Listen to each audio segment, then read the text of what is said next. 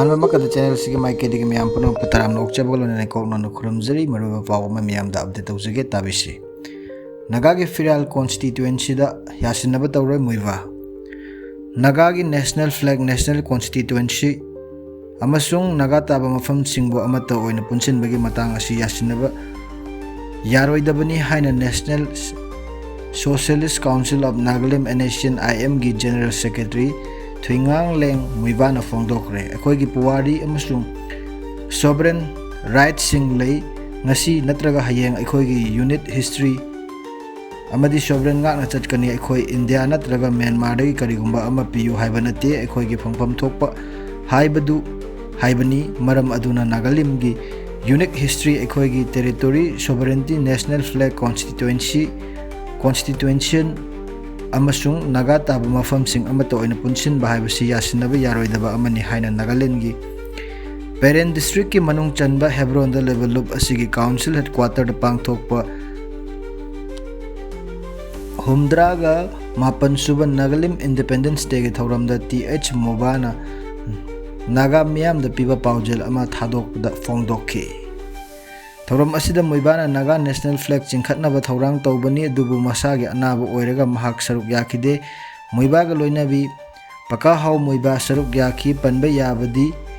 ahal oisilakpagi laina maram oiraga mamanga chewla Dimapur da leba hospital amada layang chathaki amasung hojik makna mayum da pothari mahaki mohota NSCN IM gi chairman Q2 kuna firal chingkhatki naga army gi BC gi Longbibu General Ningkhan Anthony Simre Collective Leadership ki member RH Rising Civil amasung Army Sep Nisingba Lujingba sing saruk yaki muiba gi paujela karigumba India amasung Myanmar naga gi history da ikai khumnarabadi naga sing madugi tararak hena ikai khumnagani 2002 gi July 13 da Joint Community amasung 2015 gi August 3 da sign tawna kiba framework agreement aduna naga sing lost people land nate haibadu mayek senga takli haiki naga sing gi maning tamba leibak ama oibagi humdraga mapalak suba kumon pangthoklabasu aikhoibu India amasung Myanmar namthaduna thamli India na ning tamba phangadaba nongma watli ngeida Nagaland na hana phangki masina aikhoigi history da thamoi sokhalibasini India gi ahanba Prime Minister Jawaharlal Nehru gi thorang makhada naga sing gi political grace sunam thaduna naga miyam gi maning tambagi apamba du yakide naga political ihobu laksinaba Jawaharlal Nehru na tamthiraba Armed Forces Special Powers Act 1958 thamjinki naga gi conflict political oibani haibadu masak khangdabadagi Indo-Naga political talk tathaba hauki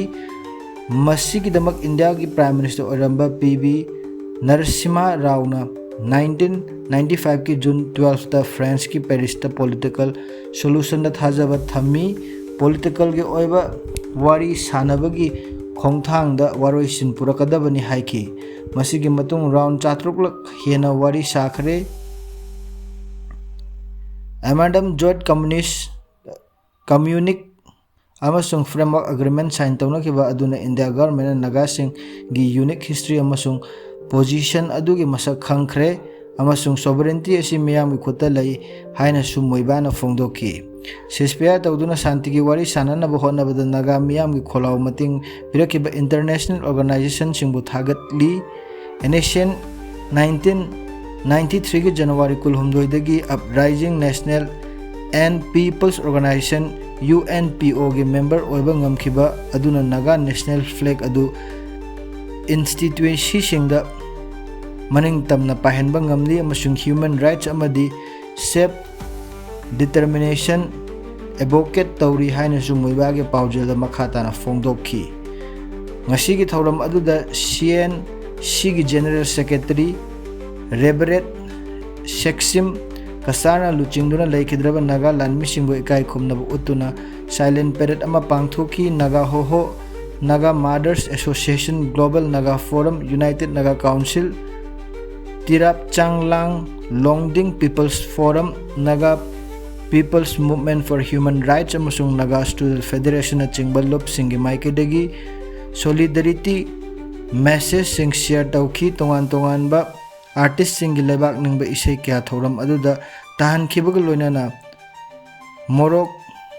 Dibuya Cultural Club Dimapur Natyo eba jagoi shu utki masini ngasigi akhanaba pau Naga gi Firal Constituency da yasinaba tawroi muiba pau sibu yangbire bapana po thagat chali amadi channel sibu like share amadi subscribe taba kawbigano amukan khurumjari